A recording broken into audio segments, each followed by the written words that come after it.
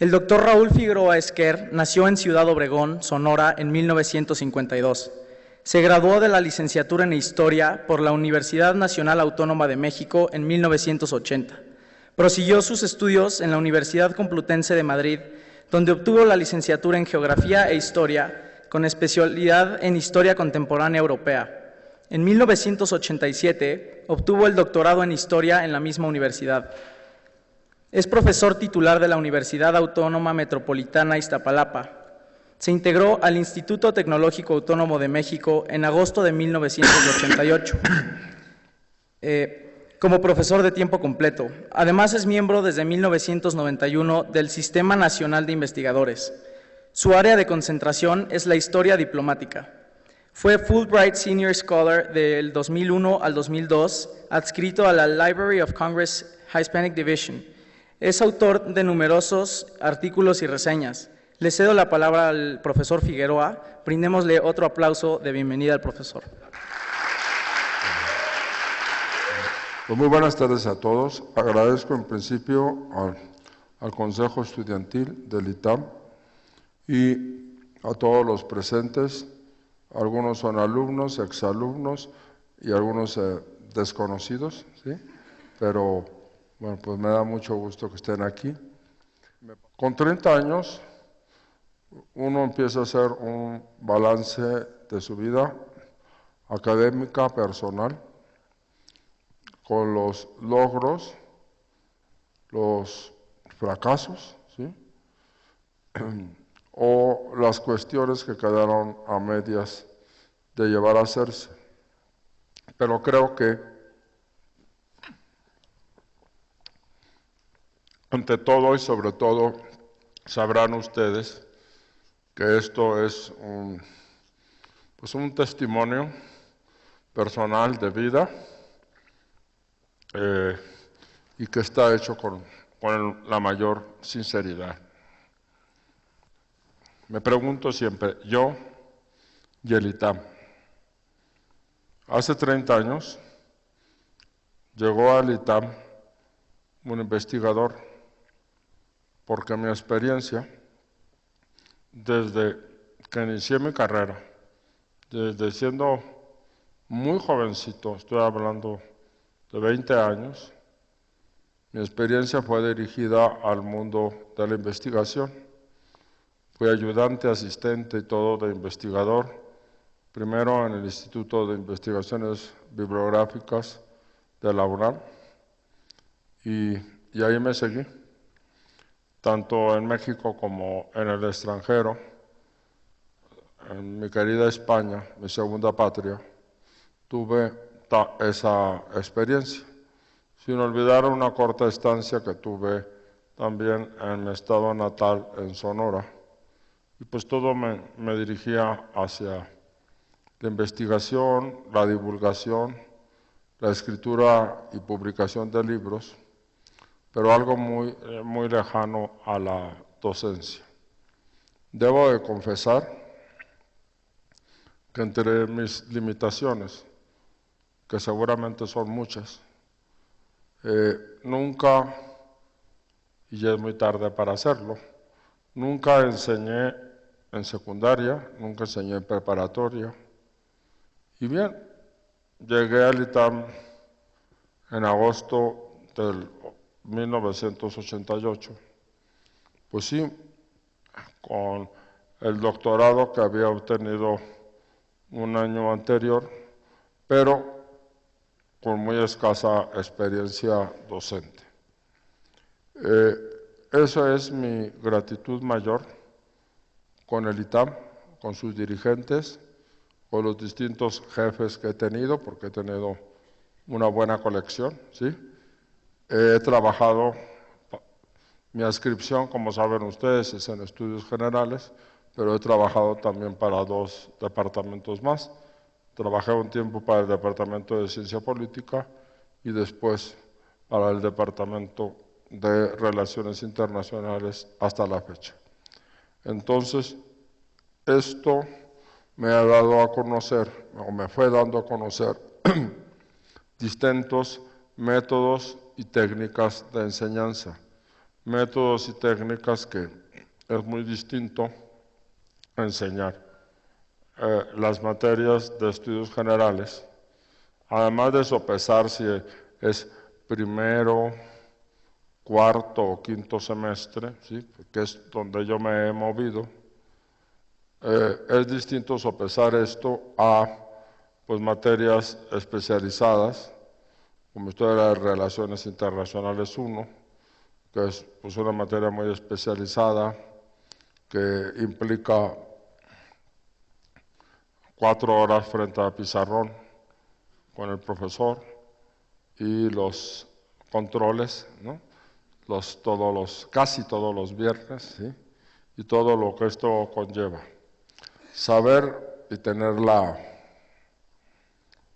flexibilidad de pasar de un tipo de enseñanza donde están representadas todas las carreras del ITAM a un tipo de enseñanza pues, más especializada, pues sí se necesita tener, pues sí, flexibilidad, sensibilidad, entender también qué les puede interesar a toda la colectividad del ITAM, que es la esencia de estudios generales, y también saber enseñar una clase más especializada, con diferente método, con cátedra y demás.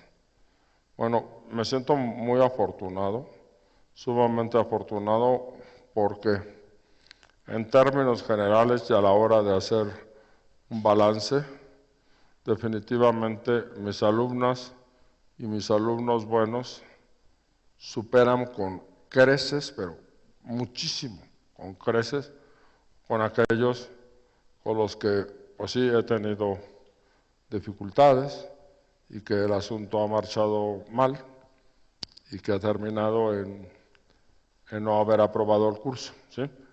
Sí, los he tenido y graves, sí.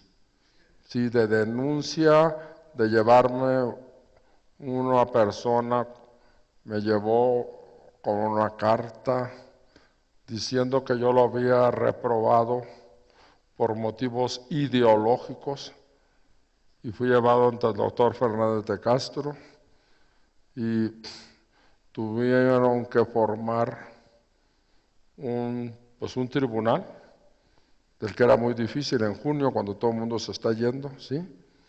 El profesor Robinson no quiso formar parte porque dijo que le parecía pues una cosa bueno, que era indebida que se le hiciera a un profesor que ya tenía pues en ese tiempo como 20 o 21 años.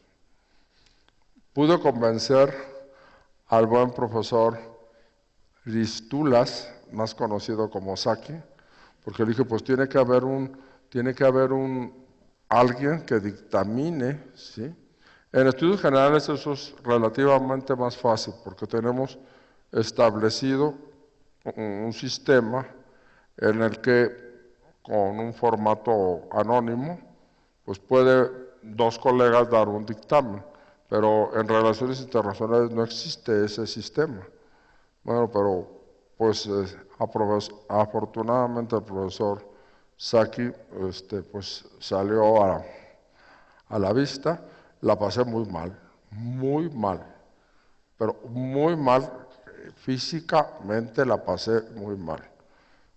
Con esto comparto porque yo sé que ustedes a veces también la han pasado muy mal cuando han fracasado en un examen, ¿sí? Y créanme que sí los entiendo porque también de la otra parte, ¿sí? Sí tuve un derrame de biliar que me tuvo una semana en cama, ¿sí? Sí, o sea, no todo es vida y dulzura, sino hay que recordar también pues esos momentos. Pero esos son los menos. Los demás ha sido gente muy brillante, muy trabajadora, muy encantadora, con la que me siento muy ligado como profesor, posiblemente en un futuro, ¿por qué no?, como amigo, ahorita no, porque saben que soy old fashion, y siempre lo he dicho, y siempre guardo las distancias, hablo de usted, ¿sí? Y lo seguiré hablando pues, casi hasta la muerte. Hay excepciones de gente que fue pues mi alumno y que ahora son colegas. No todos en lo que están pensando en la doctora Valeria Cepeda, ¿sí? Por supuesto, es la más conocida para ustedes, pero también en ciencia política tengo el doctor Eric Magar, ¿sí? En telemática tengo al doctor Fernando Esponda, ¿sí? En economía tengo al profesor Domínguez, a la profesora Cristina Cornejo, ¿sí?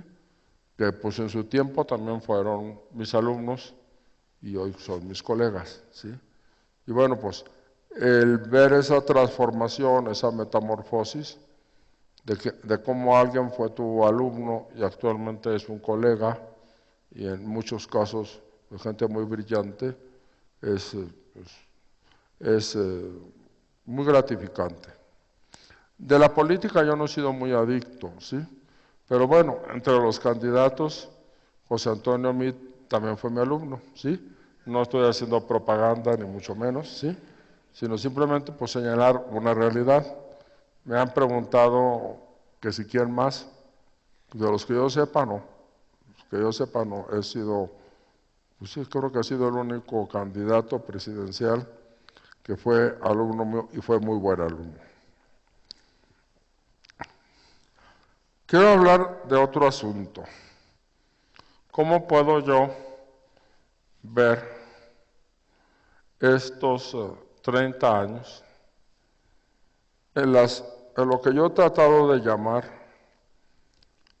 fortalezas y debilidades del ITAM?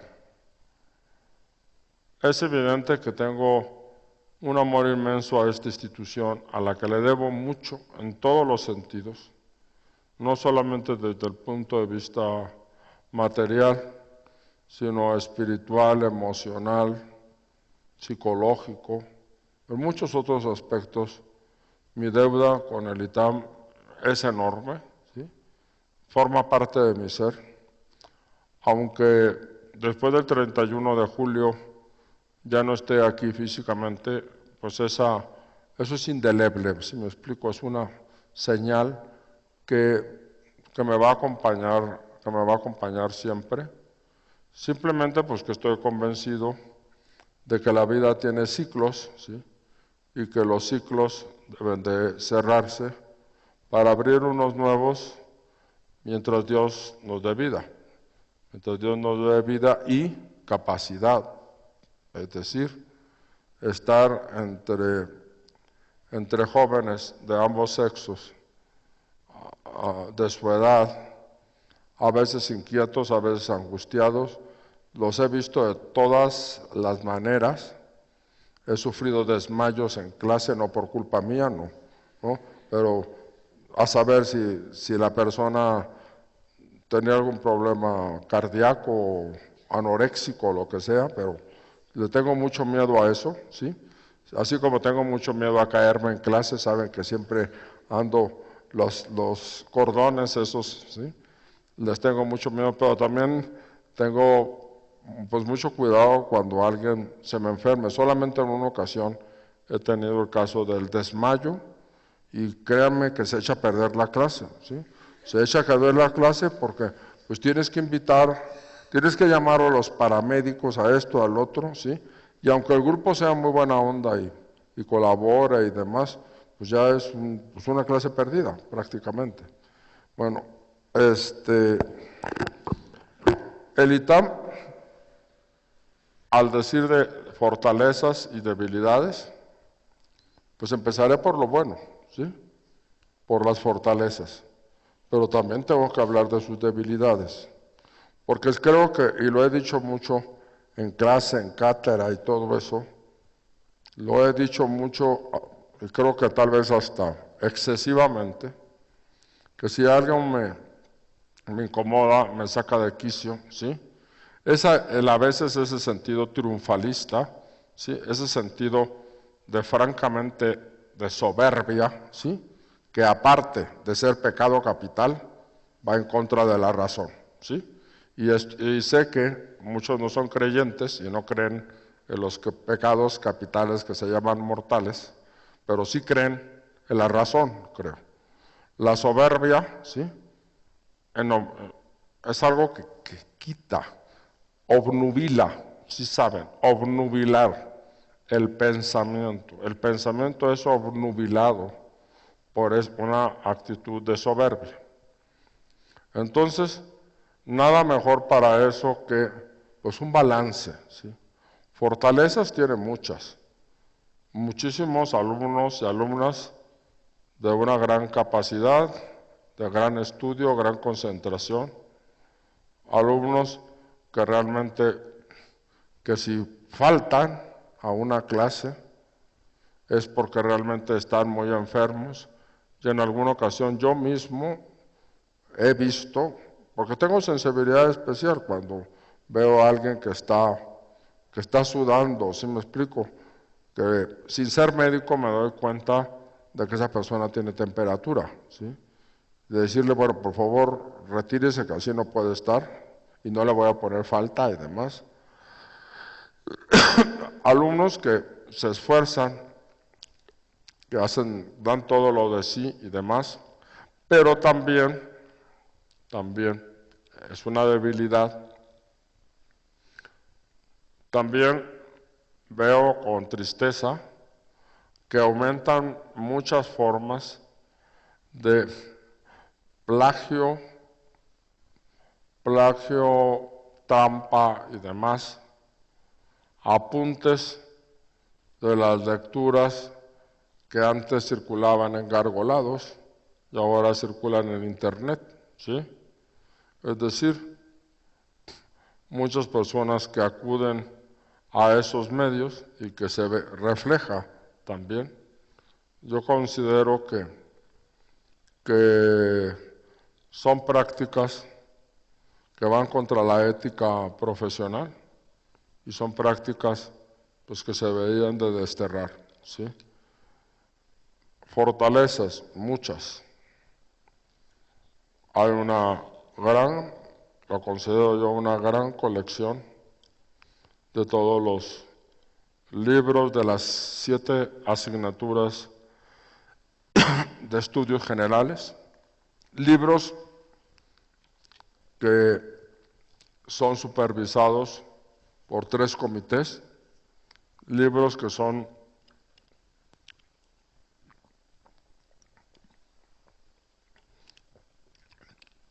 revisados, corregidos y demás.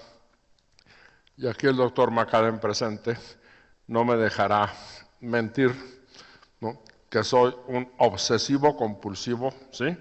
Con las erratas, ¿no? Para que los libros sean más legibles, ¿sí? Y las erratas, las faltas de ortografía, las notas mal citadas y demás me enferman, ¿sí? Y estoy al pendiente de que todo esto, yo y muchos colegas más, pero siempre en una edición pues salen erratas y hay que irlas puliendo. Eso lo considero una gran fortaleza, que es una gran antología, ¿sí? Considero también una gran fortaleza que lleven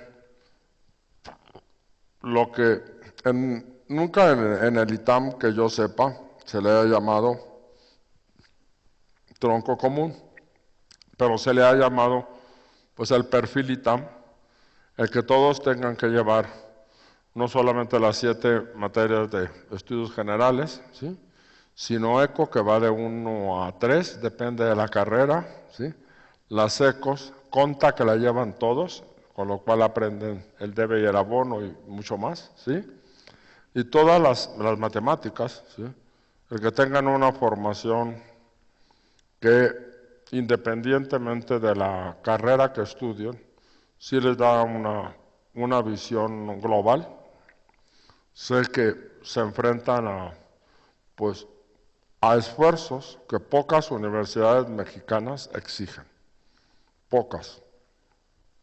Yo no voy a decir que si el ITAM es la mejor, independientemente que lo crea, pero pues realmente es la más esforzada, y eso lo saben ustedes. ¿Cuántos sábados tienen que venir a exámenes? ¿Sí? Es decir, y tienen en el sábado ECO, y el lunes tienen historia sociopolítica conmigo, ¿sí? Y bueno, pues eso se da, o sea que cuando está la máquina de los parciales que parece que nunca se termina, pues creo que en el ITAM los enseñamos a trabajar bajo presión, ¿sí? Y pues eso creo que es una excelente, a veces dolorosa, pero es una excelente preparación para la vida. Algunos, pues que han sido alumnos desde el primer semestre, pues algunos los vi llegar con cara un poco de niños asustados, ¿sí? Y conforme yo envejecía, ¿sí? Al principio era más rudo, pero después me fueron dando más ternura, ¿sí? Pues sí, ya es el síndrome del señor que va madurando, para no usar la otra palabra.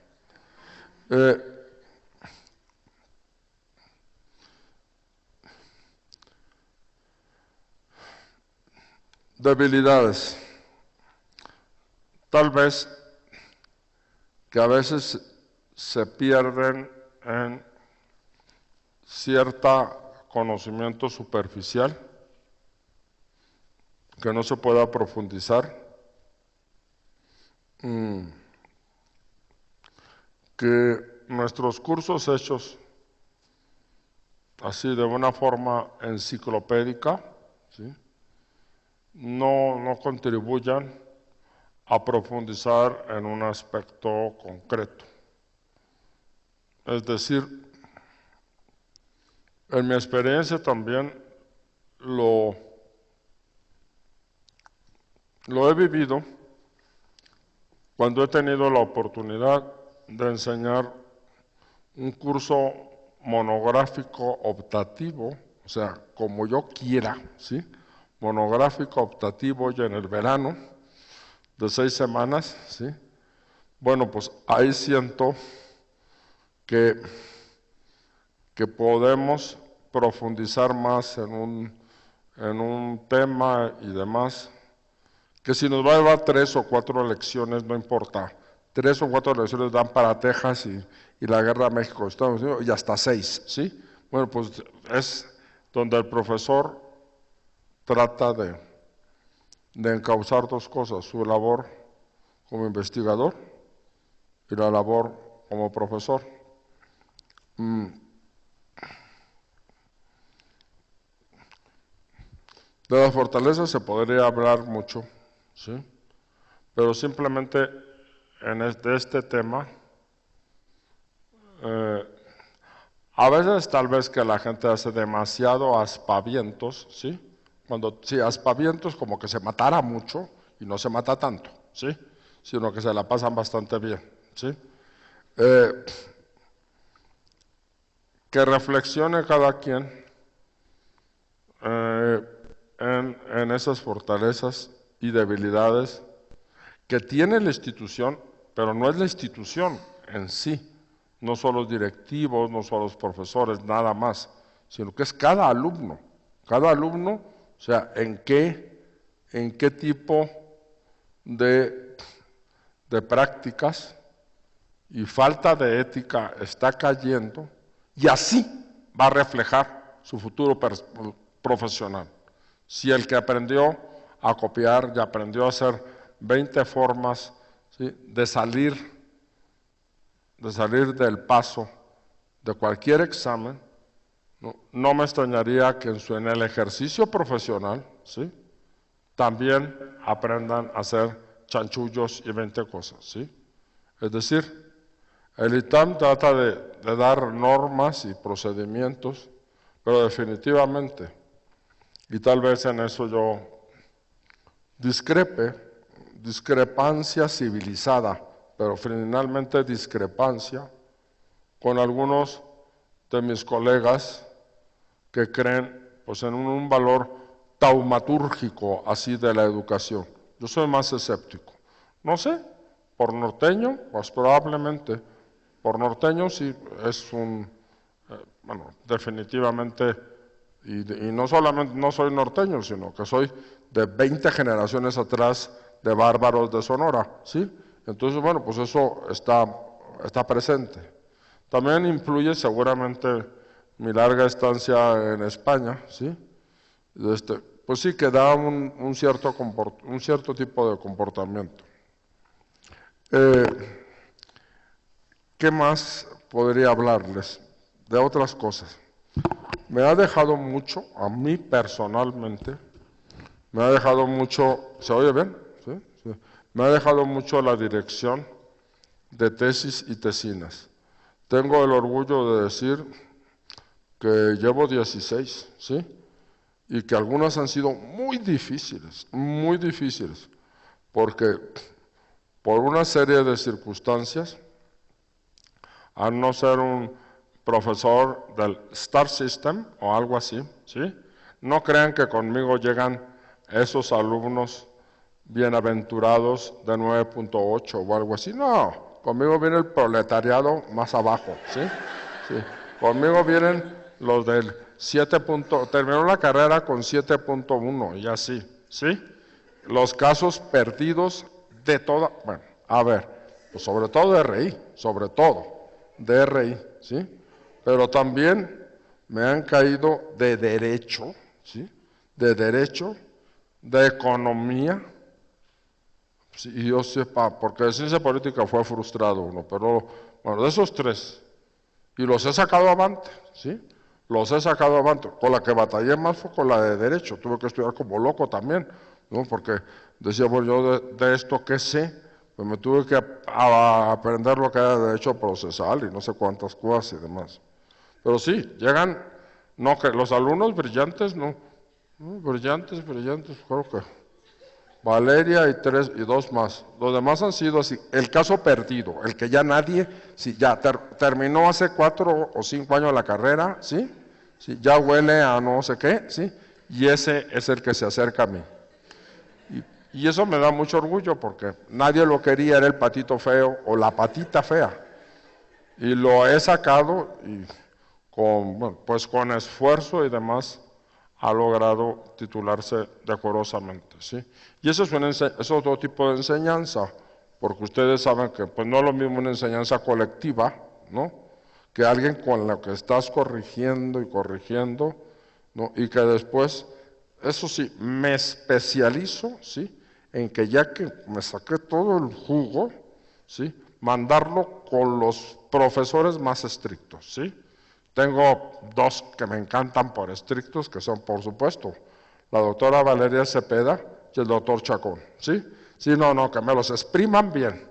Dice que me los expriman bien porque yo ya hice todo mi trabajo, pero todavía pueden ver deficiencias y demás. Sí, en la dirección de tesinas he aprendido muchísimo, incluso a entender a cada modus operandi de personas que pues, son distintos, ¿sí?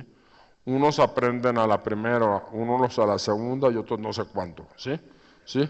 Pero desde rehacer un aparato crítico, así, un aparato crítico, todo, ¿sí? De una tesis de tesina, pero que salió en 160 páginas, rehacerlo todo. Rehacerlo todo porque pues, no entendía la persona. Corregir el estilo hasta donde se pueda. En casos extremos, si tuvo un caso extremo, en que sí, le dije, bueno, yo corrijo lo más evidente, ¿sí? Pero definitivamente pues no soy corrector de estilo.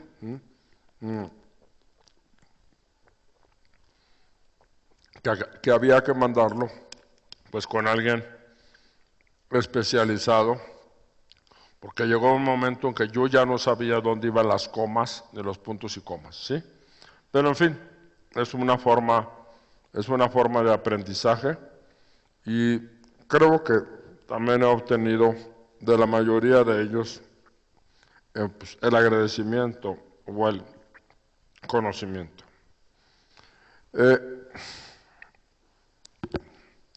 También he aprendido mucho de las visitas guiadas al centro histórico, aunque alguna se frustró, ¿sí? Pues sí, a la cual les pido perdón a los afectados, pero fue una dentro de, pues no sé, como 42 que he organizado. He aprendido muchísimo y me ha gustado mucho. Híjole, a veces me asombro cómo ustedes saben que empecé el semestre recién operado de salud, empecé pues, con pocas fuerzas, pero digo, ay, cómo aguanté en la última visita al centro histórico, pues que fuimos hasta los lugares más recónditos, ¿sí? También en algo más especializado, cuando he organizado las visitas, esos sí son de los de relaciones, al Archivo Histórico Genaro Estrada, ¿sí? Cuando he estado en el Genaro Estrada, aunque yo actúo como un mediador, porque pues, el Genaro Estrada tiene sus propias autoridades y entramos a lugares pues como la bóveda de tratados internacionales de México. La bóveda de tratados pues tiene un tratamiento especial y tienen su propio guía, ¿no? Que los conduce a este lugar. Como hemos ido, pues sí, al Archivo Histórico Genaro Estrada, a la biblioteca, que está en otro lugar, en todo este rumbo, y algo muy interesante, al Departamento de salvamento de documentos, ¿sí? ¿Cómo se salvan los documentos? O litografías o periódicos del siglo XIX. Es un departamento de restauración, ¿sí? Y bueno, pues creo que en esas visitas también han aprendido mucho yo y mis alumnos. Creo que así como a los ingenieros los llevan a plantas industriales, los llevan a esos lugares, así como a los de dirección financiera, economía, no sé, estas carreras, los llevan a la casa de bolsa o al Banco de México o demás, ¿sí? Creo que también vale la pena que en cada una de las carreras, también sí tengan al menos una, si no dos, visitas a sus lugares en que posiblemente trabajarán, ¿sí? Porque creo que a veces la enseñanza en nuestro instituto se queda mucho en el plano teórico, ¿sí? Teórico. Y esto de acercarse definitivamente a un lugar posible de trabajo, de ver qué tipo de materiales y demás, creo que les da una dimensión distinta, ¿sí? Así como la del centro histórico es histórico y artística, ¿sí? Pues la de otros lugares como que tiene que ver más con su propia formación profesional y creo que pues el instituto, el ITAM, debía de fomentar más este tipo de experiencias. ¿Sí me explico? Para que tuvieran un conocimiento mayor. O sea, que se debía de fomentar esto. Se habla mucho, en la desconexión entre la formación académica, ¿sí? Y lo que es propiamente ya el ejercicio profesional, que a medida que ustedes van avanzando en sus carreras, pues se va acercando más ese ejercicio profesional, lo van viendo menos lejano, y sí debíamos de tender puentes de alguna manera para fortalecer. No es que eso sea una debilidad, pero hay que fortalecer esas áreas. Me decían que les diera recomendaciones a los estudiantes del ITAM, sobre todo a quienes están a punto de terminar sus estudios. ¡Ay Dios! Bueno, primero, disciplina, disciplina y más disciplina. No se crean, por favor, no cometan un error que comete mucha gente, que terminé mis estudios y ya terminé el ITAM. No, terminaste una parte, está claro. Ya terminaste tu última materia, perfecto, ¿sí? Pero viene inmediatamente el problema de la elaboración de tu tesis, tesina, o caso, o ya ven que en N formas hay de titularse, depende de las carreras del ITAM. Hay muchas formas, ¿sí? Pero que inmediatamente, en lugar que los coma la ambición, ¿sí? Desmedida, en lugar de que los coma esa cosa de que tengo que ganar dinero, de mi casa me están mandando, ¿sí? Sean pobres, por favor, ¿sí?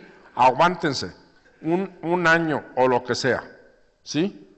Tienen todavía derecho a acceso a la biblioteca y demás, ¿sí? Amárrese el cinturón, pero titúlense, por favor, ¿sí?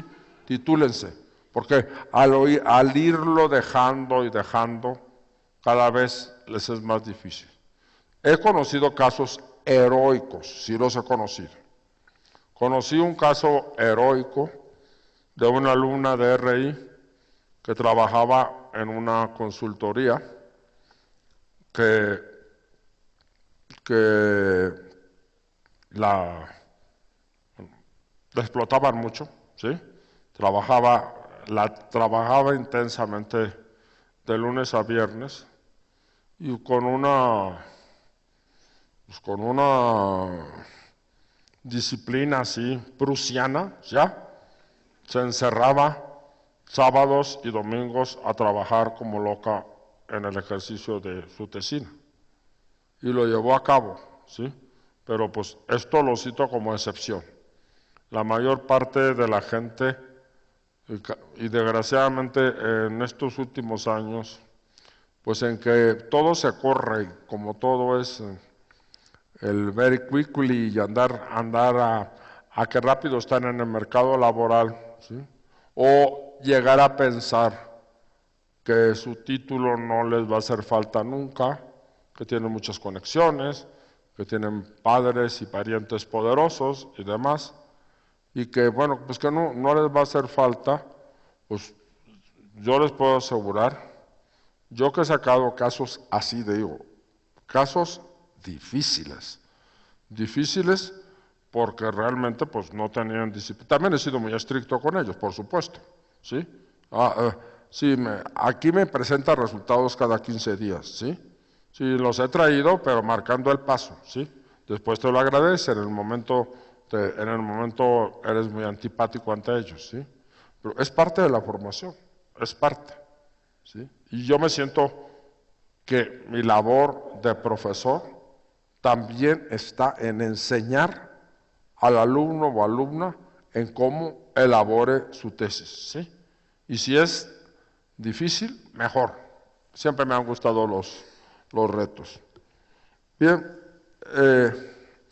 lo demás que podría decirles, ya no sé si entrar a la otra parte, ya no sé si entrar a la otra parte, porque la otra parte pues es más personal, es un canto a la egolatría, ¿sí? ¿Sí? Es un canto a la egolatría, pero pues también estando a punto de cumplir los 30 años, ya en una semana, pues será, el miércoles próximo será el homenaje a mi persona, pues quiero pasar a contar pues un esbozo de artículo que yo he titulado Mis andanzas en la historia diplomática de México e internacional. Y lo he dividido en distintos apartados. Al primero le he llamado Maestros y libros. Mi primer contacto con mi especialidad como historiador tuvo lugar a través de una entrevista en septiembre de 1972 que sostuve con el llorado maestro don Martín Quirarte. Yo preparaba un trabajo sobre relaciones Iglesia-Estado durante el imperio de Maximiliano. Cursaba segundo semestre en la Facultad de Filosofía y Letras de la UNAM. A don Martín, quien sin ser mi maestro de una clase específica, lo abordé a la salida de su clase de comentario de textos y me dio cita al día siguiente en su casa. Era una casa biblioteca, La mitad de la casa era biblioteca y era la parte importante. Abajo vivía él, su esposa y su extensa familia. Estoy hablando de 5 hijos, ¿sí? Esto quedaba ubicado allá por la colonia Roma, en la calle de Zacatecas 32. Hicieron una casa de 2 pisos que después le pusieron un tercero y demás. Allí don Martín no solo me obsequió un ejemplar de su libro Historiografía sobre el Imperio de Maximiliano, sino que me señaló con lápiz los libros que debía de consultar. No dejó de recalcarme que el problema entre la Iglesia y el Estado mexicano debía de tomar en cuenta su trascendencia internacional, es decir, lo que era el Estado pontificio y en el siglo XX la Ciudad del Vaticano. Y así empecé mi camino. 2 semestres más tarde, disfruté enormemente de la clase del maestro Quirarte, Reforma e Intervención e Imperio. Como adjunta, fungía una joven maestra, Patricia Galeana. Hoy es la única de mis maestros que continúa en esta vida. Después realicé la lectura del material para la Historia Diplomática de México, México y los Estados Unidos 1820-1848, de Carlos Bosch García, padre de nuestro matemático Carlos Bosch Giral. Aquel era Carlos Bosch García. Se trata de una síntesis de comunicaciones diplomáticas cruzadas entre nuestro país y la Unión Americana, en el período que culminó con el Tratado de Paz de Guadalupe Hidalgo. También fui alumno de Bosch García e intenté escribir mi tesis de licenciatura en su seminario, pero no hubo química, ¿sí? Como a veces sucede, ¿no? A veces sucede también ese factor. No hubo química y aunque consulté otros libros suyos, no fue mi director de tesis de licenciatura. Influyeron y mucho en la escritura de mi tesis de licenciatura la maestra hoy doctora Ángela Moyano Paiza, catedrática actualmente de la Universidad de Querétaro, y mi director, también ya fallecido, don Manuel Fernández de Velasco.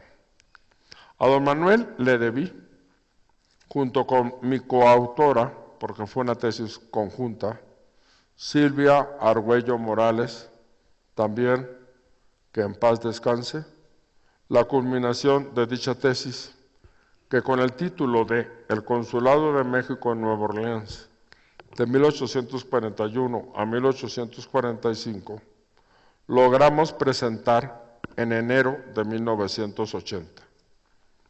2 años más tarde fue publicada con un título comercial, aunque creo que llama equívoco. El título comercial que nunca me ha gustado fue El intento de México por retener Texas. Formó parte de la colección CEP 80s. Yo ya me encontraba en Madrid y ni a mí, ni a mi coautora, ni a ningún mortal nos permitieron seguir el proceso editorial. Entregamos un hijo, le dijo a Silvia, antes, ella tuvo una muerte prematura, pero así es la vida también. Gente muy querida para mí, pues se me ha ido. ¿Sí? Le decía a Silvia, entregamos a un hijo a un hospicio, ¿sí? Y nos los entregaron de 20 años ya completamente deformado. Pero bueno, fue mi primer libro y bueno, pues por ahí anda. Hay una serie de autores que, si bien no fueron mis maestros, sus libros influyeron en mi proceso de especialización. De ellos resalto a 4. Don Luis G. Zorrilla. La lectura de su obra Historia de las relaciones entre México y los Estados Unidos de América, 1800-1958, 2 gruesos volúmenes, por no decir 2 gruesos ladrillos, ¿sí? Se trata de un libro denso, pesado, a veces aburrido, ¿sí? Escrito por un jurista y diplomático mexicano. Actualmente vive y está jubilado. A ver, esto es una lección también. ¿Cuántas veces ustedes, con razón, se pueden quejar de tener que leer textos aburridos o pesados y demás? La verdad es parte de la disciplina, está claro. Es parte de la disciplina. No venimos a leer libros de cuentos, ¿sí? Mickey Mouse y todo, y que todo sea así, ¿sí? Y también, ¿sí?, el mal ejemplo de las escuelas lúdicas, ¿sí? Que jugando vas a aprender todo. No es cierto, ¿sí? Yo lo he dicho y varias veces, ¿sí? Lo he dicho varias veces, que la letra se entra con sangre, ¿está claro? Sí, pues si no todo es... No, si llegara a una cosa de tormento, ¿sí? Pero, pues si es aburrido, pues también hay que leerlo. Sí, hay que leer lo que nos gusta y lo que no nos gusta. Y cuando no nos gusta algo, pues ¿qué hago yo? Leo media hora de un autor que me gusta mucho para leer hora y media del que no me gusta, ¿ya? Es parte de la formación. Este gran libro, que cualquiera no interesado en el tema habría bastado para cambiarse de orientación en su investigación. Después, la lectura de un otro autor, Alberto María Carreño, cuyo libro La diplomacia extraordinaria entre México y Estados Unidos, una obra de carácter francamente conservador y profundamente antiyanqui, visceral, contribuyó a que yo tuviese una visión distinta, aunque desde el principio me di cuenta que debía de manejarse con mucho cuidado. En cambio, me divertí y aprendí muchísimo con los libros de un gran historiador y escritor chihuahuense llamado José Fuentes Mares. José Fuentes Mares, en 2 de sus libros, uno titulado La emperatriz Eugenia y su aventura mexicana, y el segundo, Santana, Aurora y ocaso de un comediante. Cuando pude realizar la compulsa de los documentos, compulsa está el documento más el cotejo con el documento original, ¿sí? Que cita Fuentes Mares con lo que afirma, me percaté que hubo algo que sencillamente se lo inventó, ¿sí? No existían en los archivos que él citaba. En otros simplemente se daba gusto a sí mismo a su antisantanismo y antijuarismo militante. Pero no cabe la menor duda que tenía don José, pues que era un gran prosista, ¿sí? Era un gran prosista, y sí, es el prosista que bueno, pues como lo saben ustedes, como me pasa con Paz, ¿sí? Con Octavio Paz y Sor Juana, bueno, como me vuelve loco, me entras en una locura pasional, ya no es lectura, ya es, donde te está metiendo don Octavio, pues ya cualquier pendejada que diga le vas a hacer caso. ¿Por qué? Porque que las diga, que no las dice, pero ya te sedujo, pero es otro tipo de seducción. Es la seducción intelectual. Es así cuando, con sus galicismos y todo eso que usa mucho, ¿sí? Cuando decía, una suerte de, ¿no? Eso es un galicismo, que viene del francés, pero que bien lo escribe, ¿sí? Que bien, si no se dejan ustedes nunca seducir por un autor, nunca van a aprender a leer, está claro. Autor o autora, está claro, ¿sí? Pero eso es la seducción. Muy bien, la lectura de un autor norteamericano, Frederick Merck, quien en conjunto con su esposa, Lou Bannister Merck, publicó el libro La Doctrina Monroe y el expansionismo norteamericano, 1843-1849.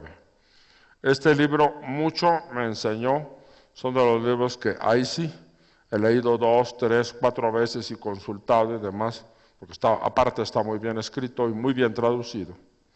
Mucho me enseñó sobre la forma de hacer historia internacional, teniendo en cuenta las variables internas y el cambio de partidos en el poder. De 1980 ingresé a la Universidad Complutense de Madrid. Allí recibí el magisterio de otros historiadores. En primer lugar, el que más me impresionó, y a los alumnos que Historia de las Relaciones 2 se lo está ansiedad, el que más me impresionó fue don José María Jover. Dado su conocimiento, su gran capacidad de análisis, la forma de exposición de su clase, que me mantenía embelesado. Allí leímos las pruebas de imprenta de su folleto, 1898, Teoría y Práctica de la Redistribución Colonial, que tiempo después, y con algunas dificultades, ¿sí?, logramos publicar aquí en la revista Estudios. Y los alumnos que han llevado Historia de Relaciones 2, ¿sí?, vaya que si se los he hecho leer hasta 3 veces. Ese acuerdo de la Embajada Británica, ¿sí?, también ha quedado de manifiesto. La lectura fuera del aula de su artículo, Caracteres de la Política Exterior de España en el siglo XIX, me sirvieron como una brillante introducción a los principales períodos de la política exterior española de mi amado siglo XIX. Su discípula, también sobreviviente, pero su discípula, curiosamente, no fue mi maestra, pero fue mi guía. La discípula de don José María es María Victoria López Cordón. La conocí a través de una conferencia y de un folleto que publicó. Me introdujeron en otro campo de la historia de las relaciones internacionales. Esto es la utopía. La utopía, el camino de la no guerra, el pacifismo europeo. Es decir, esa línea de investigación del pacifismo y la neutralidad, pues que siempre ha sido una de mis obsesiones. En efecto, fue la fructífera lectura de España en las conferencias internacionales de La Haya, 1899 y 1907, conferencias que, como saben ustedes, fue de donde surgió, ¿sí?, el Tribunal Internacional de La Haya. Son 2 conferencias, la de 99, ¿sí?, y la de 1907. Luego, el estudio de su libro, El pensamiento político internacional del federalismo español, 1868-1874. Ejerció sobre mi formación formas nuevas de entender la historia internacional a través del pensamiento de sus protagonistas. Pero también la forma de hacer historia diplomática clásica la aprendí con otro de mis grandes maestros españoles, don Vicente Palacio Atar. A través de la lectura de su libro El tercer pacto de familia, introdujo la forma de manejar la documentación para la elaboración de un tratado y todo el entramado internacional. Con don Vicente tengo una deuda de gratitud inapreciable. Y recuerden ustedes algo que yo siempre he dicho, que es de bien nacidos ser agradecidos, ¿sí? Y mal nacido en España significa otra cosa que es impronunciable en este auditorio. La deuda que tengo con don Vicente, de gratitud inapreciable, es nada menos y nada más que la realización de mi examen doctoral, quien logró, aún siendo ya catedrático jubilado, es decir, ya no pertenecía al claustro de la Universidad Complutense, logró que se pudiese reunir en un tórrido 3 de julio madrileño, ¿sí?, con temperaturas de 40 y algo, ¿sí?, el tribunal correspondiente para juzgar mi tesis doctoral. Si no, se hubiera tenido que posponer hasta octubre. Y yo ya estaba, como suele pasarle a algunos alumnos que ya están hartos y que ya dicen, prefiero presentarla en julio, ¿sí? Pero aquí en México es un clima muy benigno. En Madrid, conseguir a los 5 santos señores, ir hasta Boadilla del Monte por don Ricardo de la Cierva y Pérez, no sé qué, bueno, conseguirlos a todos bueno, pues fue una proeza, pero en esa proeza tuvo un gran papel don Vicente. En la Complutense, gracias a Jover, me familiaricé con la lectura de las obras de Pierre Renouvin, el gran maestro francés renovador de los estudios de historia internacional. Ahora voy a pasar a hablar de otro tema que tiene que ver con mi formación, porque no todo se aprende en las aulas, como le he dicho, ¿sí?, sino también en los laboratorios. Y así como los ingenieros tienen laboratorios y otros demás debían de tener, yo he aprendido mucho en 2 lugares, en los archivos, en el trabajo de los archivos y en las bibliotecas. El primer acervo documental que consulté fue el Archivo Histórico Genaro Estrada, de la Secretaría de Relaciones Exteriores. En el lejano año de 1976, únicamente se le conocía como Archivo Histórico de la Secretaría de Relaciones Exteriores. Estaba ubicado en el ex convento de Santiago de Tlatelolco. No tuve ningún problema para acceder. Mis limitaciones eran el escaso, por no decir nulo conocimiento de la paleografía mexicana del siglo XIX. ¿Qué es esto? Pues sí, de la forma de escribir en forma manuscrita del siglo XIX. Había llevado un curso de paleografía en la Facultad de Filosofía y Letras, que me fue de muy poca utilidad. Al tener presente el legajo encuadernado 1795, correspondiente al expediente personal de Francisco de Arrangois, me asusté, empecé a recorrer sus fojas, me pareció una labor titánica entender el contenido de lo escrito. Avancé lo más que pude. El problema principal eran las minutas que son como los borradores, ¿sí?, escritas por escribanos del antiguo Ministerio de Relaciones Exteriores y Gobernación, quienes al copiar con rapidez instrucciones de sus superiores, y además pues no sabían taquigrafía, ¿sí?, que era el arte de escribir como se ve escribiendo, usaban una infinidad de abreviaturas, para mí completamente desconocidas. Poco a poco fui conociendo los diferentes tipos de documentos. Debo de advertir que mi conocimiento de los archivos fue empírico. No existían en esa fecha muchos elementos que hay ahora, instrumentos de consulta, había pocas guías. La mayor parte del trabajo era a tientas o mediante la consulta de los archiveros y archiveras, siempre ha habido muchas archiveras, y funcionarios, casi siempre solícitos a auxiliar. La consulta de dos legajos sobre la anexión de Texas en 1845 fue más afable, pues están escritas con letra Palmer inglesa.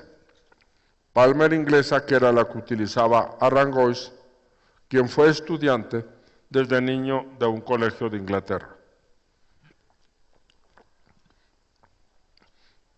Después pasé a consultar un archivo que a todo el mundo le tenía miedo entonces. Era el archivo histórico de la Secretaría de la Defensa Nacional. Actualmente se le conoce como Archivo Histórico Militar Mexicano. Tuve conocimiento de este archivo, que este archivo contenía documentos importantes para mi investigación, gracias a la guía del Archivo Militar de México, que con prólogo del general Vito Alessio Robles publicó la propia Secretaría de la Defensa Nacional en 1948. Siempre he creído que don Vito fue algo más que el prologuista, sino el coordinador y ordenador de muchos de los expedientes. El problema era cómo ingresar en ese archivo.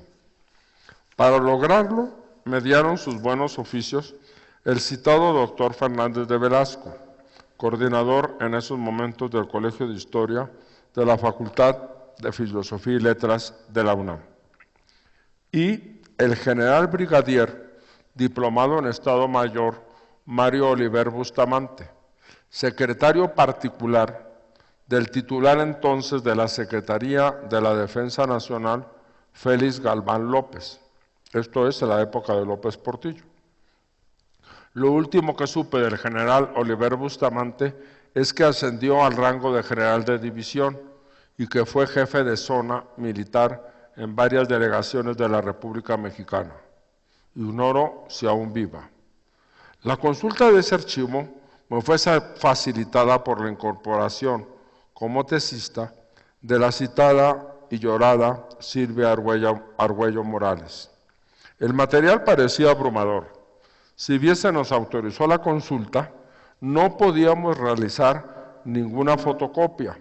Tampoco existían las facilidades de fotografía que hay hoy en día.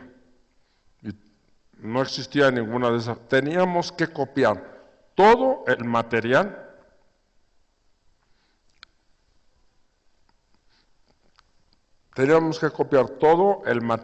en máquinas de escribir Remington, ¿sí? Remington de la Secretaría, y poner papel calca, ¿sí? Para dejar un testimonio al archivo de los documentos que transcribíamos. Y pues era ahí, pues no se puede decir, disciplina militar, y actuamos como tal. Allí Silvia y yo conocimos a un personaje singular, el general Jesús de León Toral. Como se sabe, este historiador militar tuvo un hermano incómodo, José de León Toral, el asesino oficial del general Obregón. Nosotros conocemos a don Jesús de León Toral, que pues siguió una carrera completa distinta. Este era un militar de carrera. Don Jesús ya era un hombre mayor, enteco, perfectamente vestido con su traje de general, de semblante amable y austero a la vez. Consultaba con fruición una serie de legajos del archivo y fue autor de una obra magna titulada simplemente El Ejército.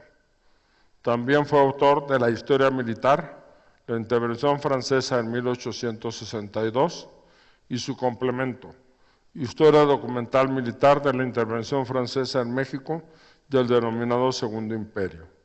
Ignoro cuándo falleció. En el Archivo General de la Nación, haya sido más complicado todo. Este archivo lo conocí gracias a una visita guiada del maestro Ignacio González Polo. Con él inicié una guía del ramo de policía que no fue posible concluir.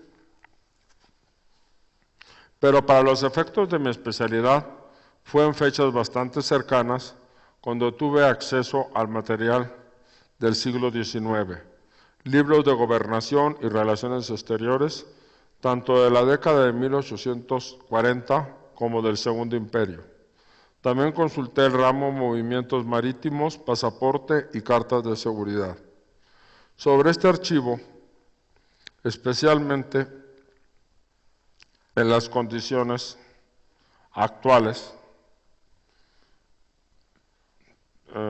toda una serie de dificultades que ha tenido nuestro máximo archivo, el Archivo General de la Nación, prefiero simplemente no ocuparme, porque me desviaría y derivaríamos en cuestiones políticas que esta conferencia no pretende abordar. Si bien yo no he tenido grandes problemas en ese archivo, tampoco puedo desafortunadamente afirmar que la colaboración de los funcionarios haya sido la óptima.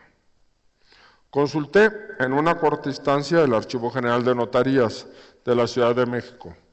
Fueron pocos los documentos que me sirvieron, aunque sí complementan mi visión.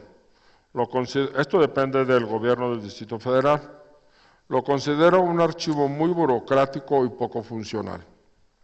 En cambio, en la Biblioteca Nacional de México he sido muy afortunado en consultar el fondo reservado, especialmente la rica folletería que contiene la colección José María Lafragua. Esta colección es asequible gracias a las excelentes guías que elaboraron en su tiempo Lucina Moreno Valle, sí, la tía del que fue gobernador de Puebla, ¿sí? No tiene nada que ver. Lucina Moreno Valle y después Luis Oliveira López. La rica hemerografía del siglo XIX, es decir, periódicos y revistas, se puede consultar también en el fondo reservado y en la Biblioteca Miguel Lerdo de Tejada, dependencia de la Secretaría de Hacienda y Crédito Público. Tengo que relatar mi segunda estancia en el Archivo Histórico Genaro Estrada. Primero se inició en 2002, revisando en mi cubículo, con Luis Arturo del Castillo Musquiz, el expediente de Francisco Arangois. Ahí me percaté de que sí estaba en presencia de alguien que conocía extensamente paleografía del siglo XIX. Y el maestro del Castillo me enseñó a descifrar abreviaturas, me enseñó a técnicas de cómo dividir palabras y gran parte de que es todo un reto y es algo detectivesco, pero cuando lo puedes hacer, llevar a cabo, pues realmente pues es un gran logro. En España, para mi tesis doctoral, España ante la guerra entre México y Estados Unidos, consulté diversos archivos. Resalto el archivo del Ministerio de Asuntos Exteriores y el Archivo Histórico Nacional. Ya es mucho extenderme sobre todos estos detalles. También analicé el archivo del Ministerio, el Archivo General de la Administración en Alcalá de Henares, el archivo del Congreso de los Diputados. En Londres consulté el archivo de la Public Record Office, del cual extraje documentos que suplían lagunas o proporcionaban una visión distinta.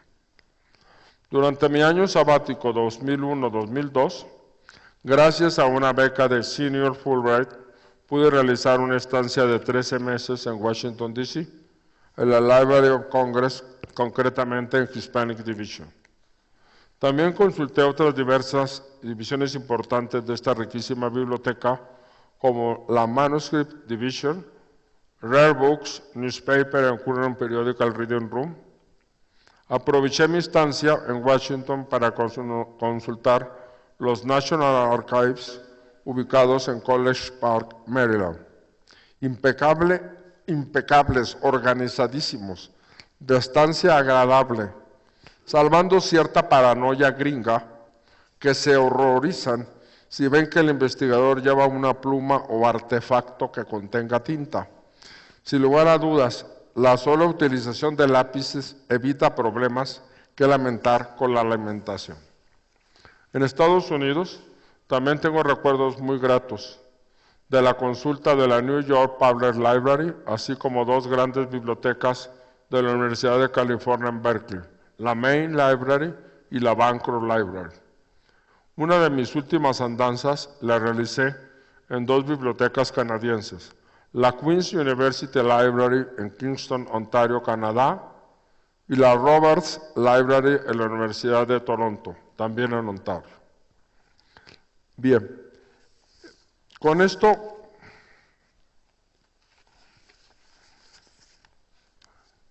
pues esto ha producido todas estas investigaciones, aparte de cierto número de artículos, pues 7 libros, ¿sí? De esos, bueno, tengo 8 en realidad, pero uno cuando ya llegué al ITAM ya lo tenía hecho, fue el que no me tomaron en cuenta. Los demás los realicé con material extraído de todos estos archivos y bibliotecas, pero todos elaborados en mi cubículo, ¿sí? Todos. Es decir, yo les he dicho a muchos de ustedes que el cubículo es mi segunda casa, ¿sí? Y pues así lo fue. Logré en el último sabático que el doctor McAdam autorizase algo inusitado, ¿sí? Y por lo cual dicen que soy privilegiado. No lo dudo, sí lo soy, ¿sí? Fui privilegiado porque sin moverme de la Ciudad de México, sin moverme de mi cubículo, simplemente sin carga docente, pude trabajar a mis anchas durante 14 meses, ¿sí? Es decir, tomando en cuenta los 2 veranos, pude trabajar a mis anchas ahí, y de ahí salió el libro de las memorias de Buenaventura Vivo. No sé, espero no haberlos aburrido, y que esto pues también estoy abierto a todas sus preguntas y demás, y que esto que es pues un testimonio de vida, créanme que lo he hecho con toda sinceridad, franqueza y aprecio, que ustedes me merecen mucho. Muchas gracias.